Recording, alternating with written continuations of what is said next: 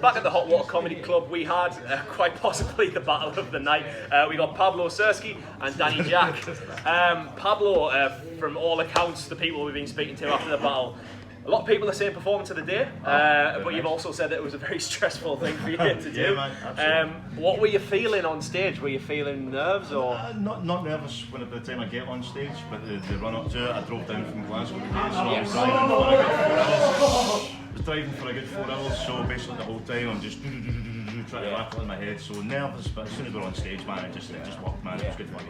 So it's very common, like any battler will tell you that the fucking lead up to that first round is just a nightmare, but absolutely smashed it. And Danny, your first battle for It's a Wrap as well. Yeah. So how did that feel for you? I was scared as hell. Only because it's like, I've been battling 6 years, and it's the first time I stood in front of a crowd where no one knew who the hell I was. So like it was a whole new thing. No one has any preconceptions. No one is expecting me to do like a Danny JAQQ type thing or whatever like that. So it was scary as hell. But it was also the most rewarding battle I've had. Where when I did get the laughs, especially like the first one I had with the finger racist thing. Yes.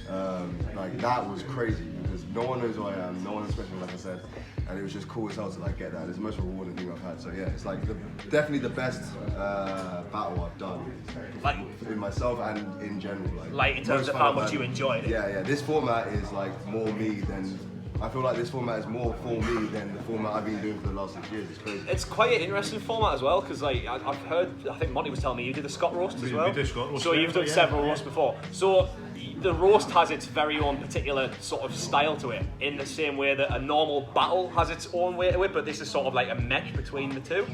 And it's just a really interesting way to approach battling, I suppose. So do you think that if we keep it up consistent, that there's going to be like a future in this? Yeah, absolutely, man, absolutely. No, we've got a sort of thing that we do at Scott Roast that basically, if you write something and you think it's too much, then it's good.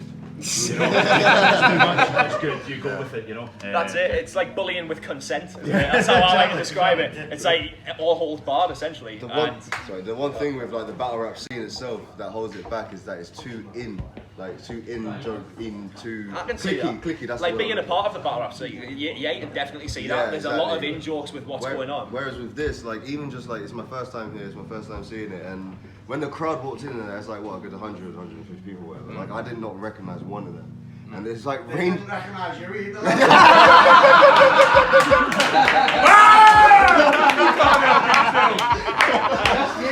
Can I just say I was really worried, I was really concerned because you posted to Facebook recently that you were going to get dreads put in. Oh yeah, I was. Yeah, and I thought, God, I've written all this stuff, and if he shows up with these dreads, I'm going to be like, God, he's just trying to look like his hero Bob Marley. Let's just hope he gets his cancer. Whoa!